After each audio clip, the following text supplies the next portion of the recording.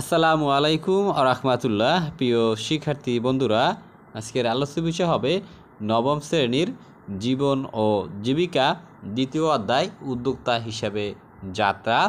৪৫ পৃষ্ঠা সমস্যাটির প্রচলিত সমাধানসমূহ। সমস্যাটির প্রচলিত সমাধান বিশ্লেষণ এবং কার্যকর সমাধান আবিষ্কার। অর্থাৎ আমাদের আগে করতে হবে সমস্যাটার বিশ্লেষণ করতে হবে, এরপরে মূলত এটার কার্যকারী আবার আবিষ্কার মানে আমাদের সিদ্ধান্ত নিতে হবে।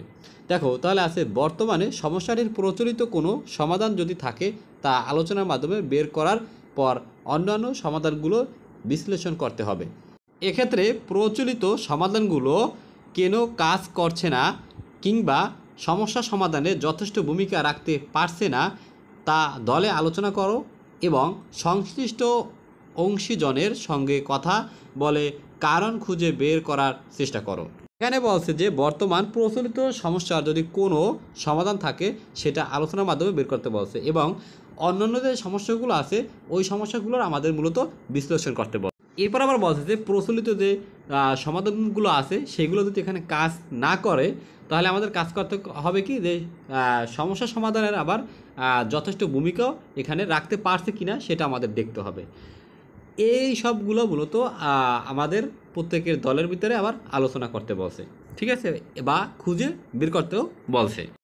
প্রিয় শিক্ষার্থীরা, তাহলে আমরা শুরুতে দেখব দেয়া আছে কি যে আইন প্রয়োগ, বাল্যবিবাহ ও যৌতুক নিষিদ্ধ আইন কঠোরভাবে প্রয়োগ করা, সচেতনতা বৃদ্ধি, জাতীয় গণমাধ্যম, স্থানীয় গণমাধ্যম, গ্রাম পর্যায়ের কর্মসূচি, স্কুল কলেজ পাঠ্যক্রমের মাধ্যমে বাল্যবিবাহ ও যৌতুকের ক্ষতিকর প্রভাব সম্পর্কে জনসাধারণকে সচেতন করা। এবার আছে শিক্ষা, মেয়েদের জন্য বিনামূল্যের ও বাধ্যতামূলক শিক্ষার ব্যবস্থা করা, মেয়েদের জন্য কারিগরি ও ভোকেশনাল শিক্ষা ব্যবস্থা চালু করা।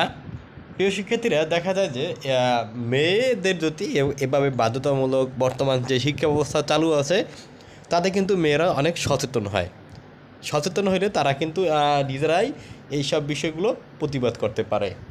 তাহলে আমরা যদি আমাদের বোনকে সঠিকভাবে শিক্ষা দিতে পারি এবং এইসব বিষয়ে বিভিন্ন সামাজিক অনুষ্ঠান এবং এর মাধ্যমে যদি সচেতন করতে পারি তাহলে তারা এ থেকে আসলে বিরত থাকবে এবং আমাদের গার্ডিয়ান বা অভিভাবকেরাও এইসব বিষয়ে বিভিন্ন তোমাদের সিদ্ধান্ত বা বিভিন্ন অনুপ্রেরণামূলক কাজ করতে হবে, যার কারণে তোমাদের এই বাল্যবিবাহ দেয়া থেকে তারা বিরত থাকে।